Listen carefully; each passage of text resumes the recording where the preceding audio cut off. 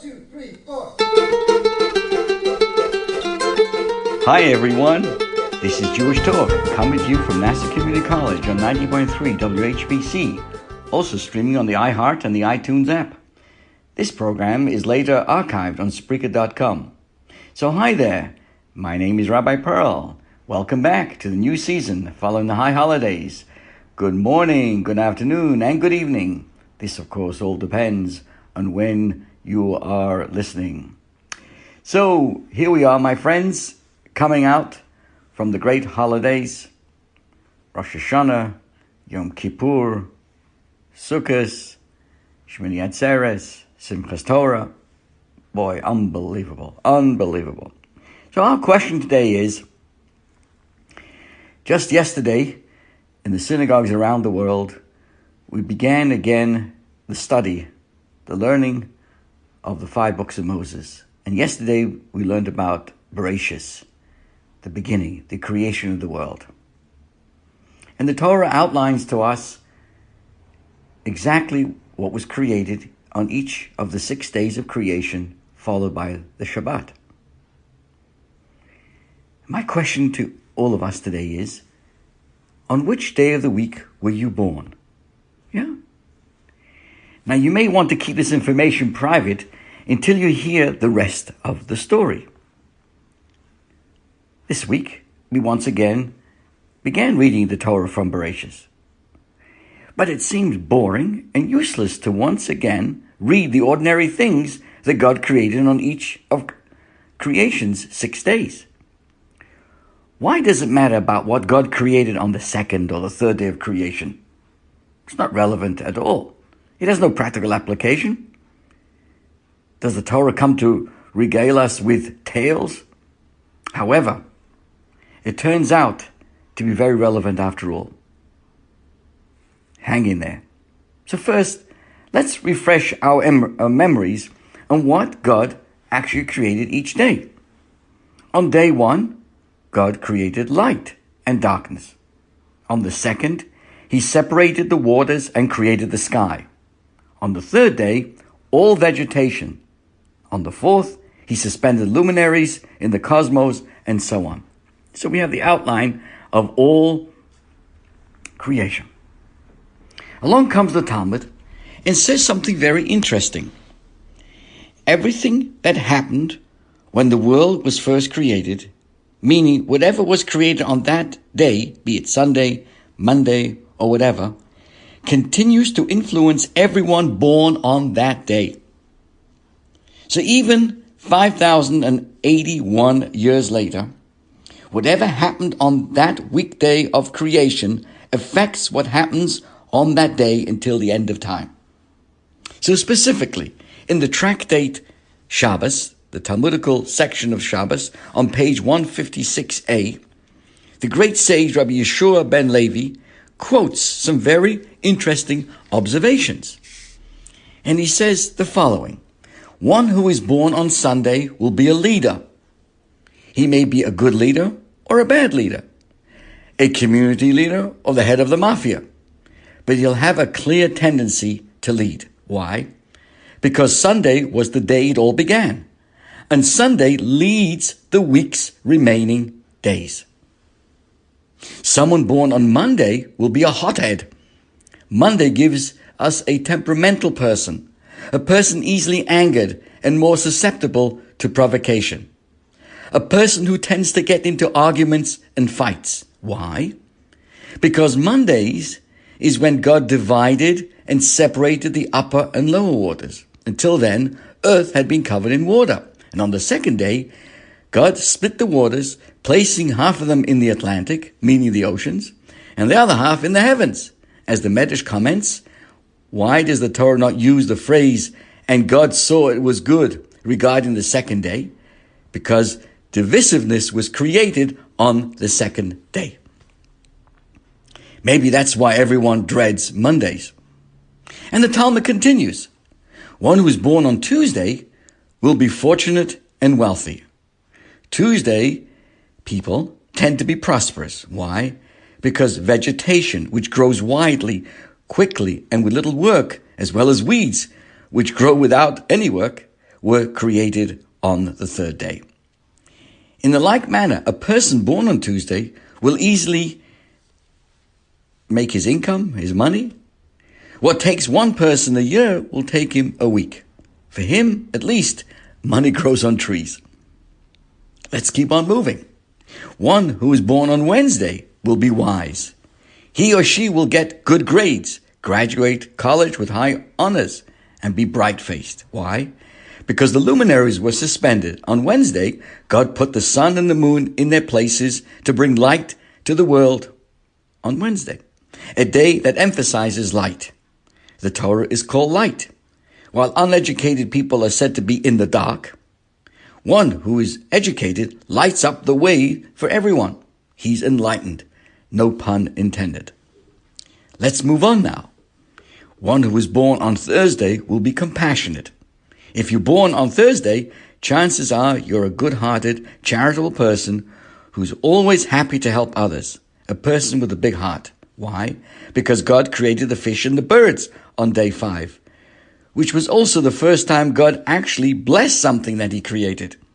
God showed the fish and the birds kindness by specifically blessing them with prolific breeding, since they are constantly being harvested and hunted down. Additionally, he blessed them with finding food easily. In the like manner, a Thursday-born person will be like God on that day, kind and giving. What about Friday? What about a Friday baby? The Talmud says that one who is born on Friday will always be in a rush. Thank God it's Friday, right? TGIF. It's a common saying, but still, Friday is a cram day. A day when we rush to do everything done, make sure everything is done and properly prepared before Shabbat. Even God finished his work at the literal last minute of Friday. A person born on this day, therefore, will always be finishing things in the last minute, showing up, panting everywhere, getting on the plane last, rushing and always getting there at the last possible minute. We all know someone like that, don't we? Finally, we have Shabbat. Shabbat is the 7th day of the week. The Talmud considers Shabbos babies austere and spiritual. Why? Because the Torah tells us that God blessed the Shabbos day and sanctified. God introduced a unique holiness into this day to the extent that it influences anyone born on this day. So obviously, hopefully you're thinking about this, and if you need some help on finding the day you were born, I could help you. Just give us a call after the program at 516-739-3636, or drop us an email at rabbiperl@chabadminiola.com, and I can check up your birthday, your Jewish birthday. Just give me the date you were born and the year. I will look up not only the date on the Jewish calendar, but also the day of the week. But let's look at the big picture. In Hasidic philosophy explains that the universe is regenerated every week. That's why each day of the week has a unique theme it had at creation, and why each of these days are best for success in the things related to their themes. That's also why we should emphasize each day's theme on each of the week's 7 days. For example, on Shabbos, we go to the synagogue and do spiritual exercises like pray, because Shabbat is a day conducive to spirituality. In the same manner, a person should get into a regular habit of extra acts of charity and kindness on Thursday. Why? Because Thursday is particularly appropriate for compassion.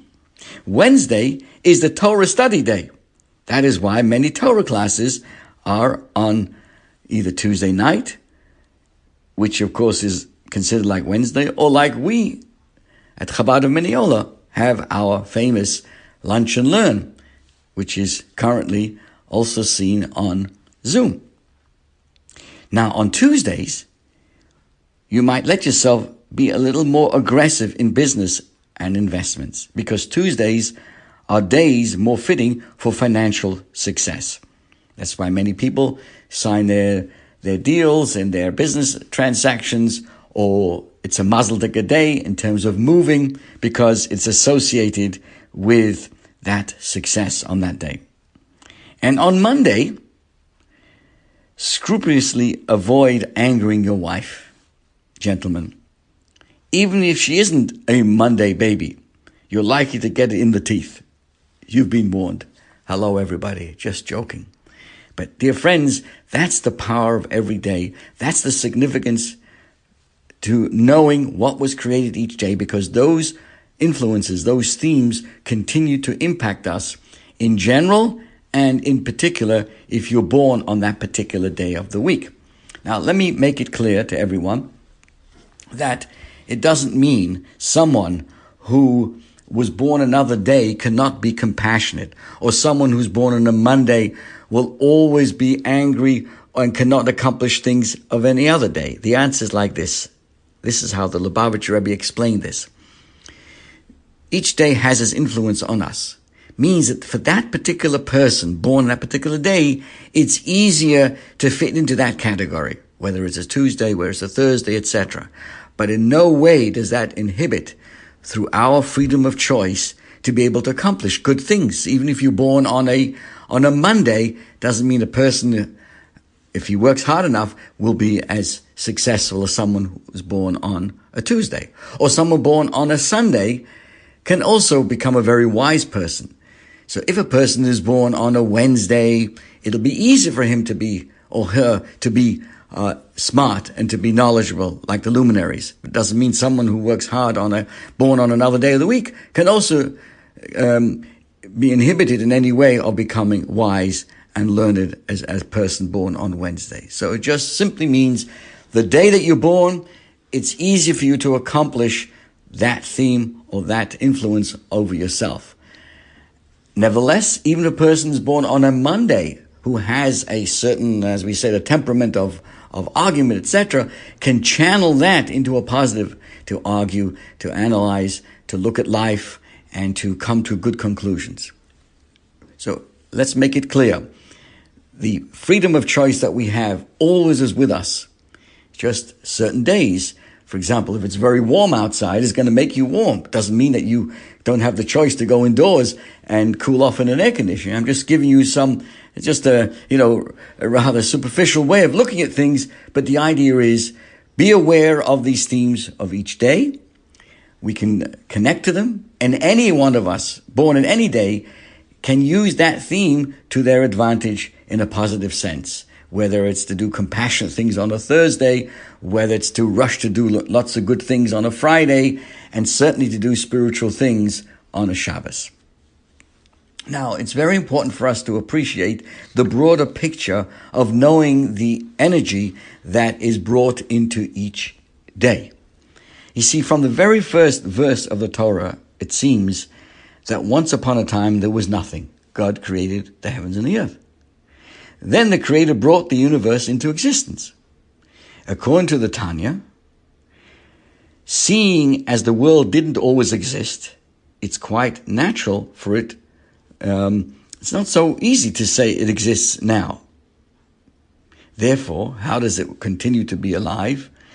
The creative force of God, which brought the world into existence initially, has to be constantly present to fuel its contained state of being. God didn't create the world and disappear and go down to Florida. Because if you remove that divine energy from the world, it simply ceases to exist. It would be like pulling the plug on creation. This concept is known as the law of continuous creation. In fact, in our daily prayers, we describe God as being one in His goodness renews each day the work of creation. And the Tanya explains that it means not only each day, but each moment. Each moment God is creating the world, keeping it going back to nothing. We can understand this from a simple example or an analogy of a person throwing a ball into the air. When he throws the ball, his strength will determine how high the ball will fly. The stronger his arm, the higher it will fly, and the longer it will defy the natural law of gravity. But as soon as the power of his throw is spent, the ball can no longer defy nature, and it comes hurtling down again. So, likewise, if we want the initial or the natural state of the world, which was non-existence, to be defied, then we need to keep fueling that same initial thrust of creative energy into the world that brought it into the existence in the first place. Otherwise, the universe simply reverts to its initial state of nothingness and non-existence, just like the ball that runs out of steam and falls back to earth. So let's move from the philosophical to the practical. And for us to appreciate a beautiful message of hope and inspiration in this concept. Because we're often burdened by our past, weighed down by our personal history and experiences. Perhaps a mistake or a failure will haunt us and prevent us from moving on. Well, here we have a stirring message for all. For anyone who would be hampered by past disappointments. Because every moment, every day, it's a brand new world. Every day, every minute, every second, God is recreating the world anew. Forget about the past. What was. Today is a new world. This second. From the beginning of the program to the end, it's new seconds. Every second, God is creating a new present filled with exciting new opportunities. At any given moment, we can begin again. So especially in coming into the new year, the week of Bereshit, when we read the Torah from the very beginning, it's the most opportune time for each of us to make fresh start and a new beginning. New beginnings aren't always easy, but this idea of continuous creation offers powerful inspiration to give ourselves a new chance filled with new opportunities. So as we now start the new Jewish year, let's embrace this promise and be encouraged, all of us, to begin again and just keep it going. Keep it going, my friends. I must share with you as well that it's been a very, very, very tumultuous times. We can all agree that we're living in rather unprecedented environments. Just think about this past month, how we had to celebrate the high holidays. Since the March of this year, we've been required to recreate and develop many of the unique moments in our lives. All the usual things we take for granted were shattered overnight. This is true especially in religious moments. Whether it's in the synagogue or at home, we've all needed to make adjustments. For example, looking back, Passover was the first major festival. Well, we all know. For so many of us, we had our Seder without our family. I remember myself sitting with my dear wife, Bluma, just the two of us. Our children were all over the place, different in their own communities. No friends, no community Seder. We came to the holiday of Shavuos. We celebrated this extraordinary moment at Mount Sinai more than 3,000 years ago. We sat alone, mamish alone. Let's just think about our high holidays, Rosh Hashanah and Yom Kippur, were different, so different than what we were accustomed to. Some of us were home, some of us in the synagogue. We were limited. We had to do things that we'd never done in our life, where we asked people to reserve in advance so we could control and have social distancing and safety.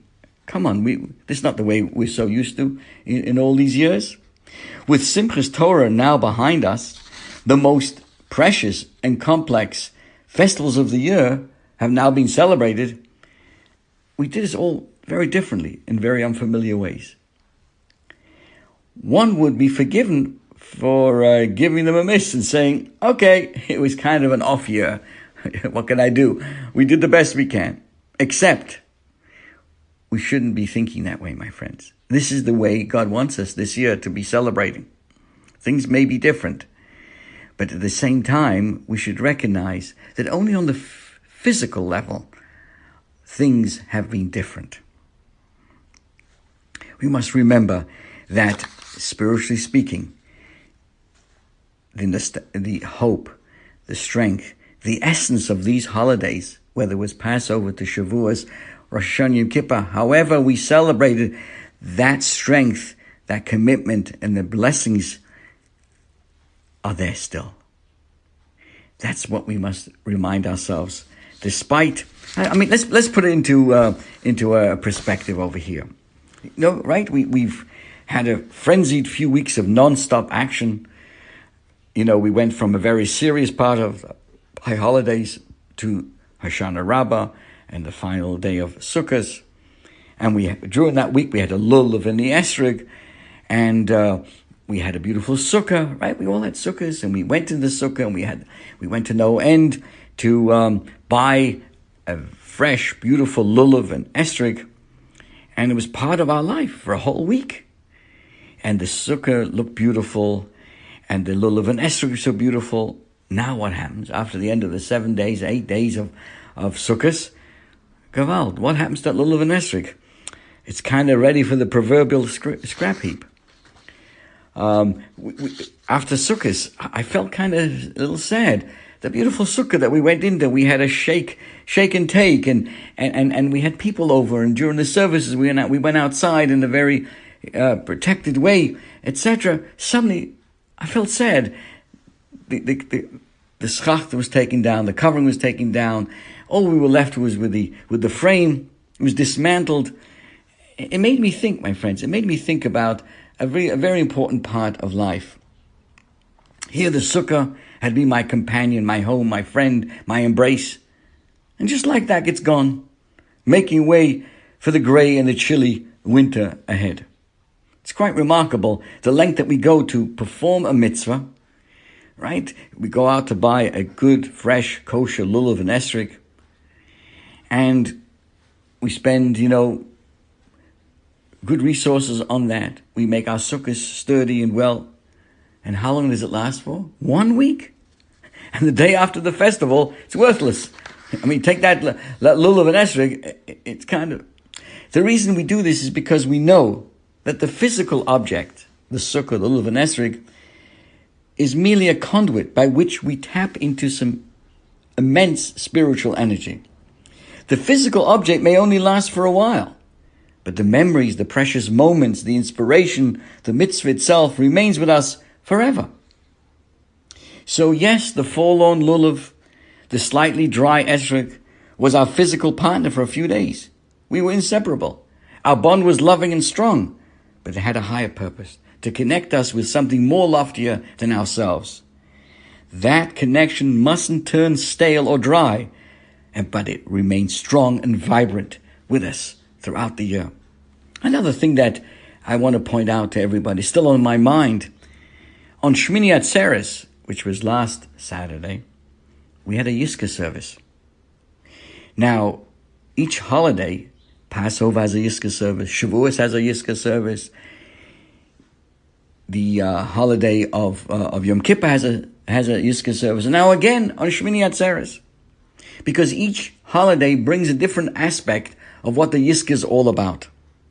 So Yom Kippur, the Yizkor on Yom Kippur is more about a forgiveness. Yizkor, of course, is remembrance to those who are loved ones. It's a time to seek forgiveness of our loved ones if we have wronged them. They seek to us.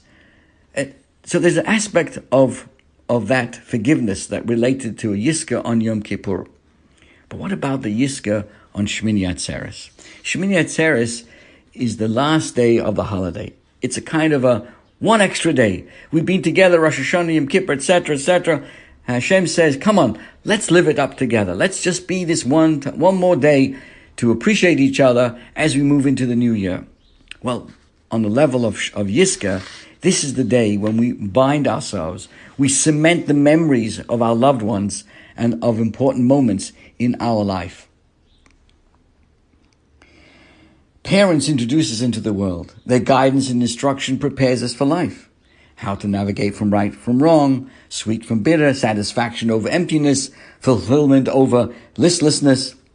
And of course, our loved ones leave us with an imprint of their physical DNA, while at the same time instilling into us a more vital spiritual side, which of course reminds us of our rich past and our promising destiny. We are then ready to strike out on our own to create the same model going forward. So Yizkor reminds the living of the legacy and heritage bequest for us to endure forever. So even just like a discarded lulav, which acts as a vehicle through which one celebrates and finds meaning. Parents and loved ones whose mortal time has come to an end leave behind something special, far larger than life. And what is that, my friends? The significance of life itself. So it's not just nostalgia. It's not just about missing our loved ones. It's not just a moment looking to the past.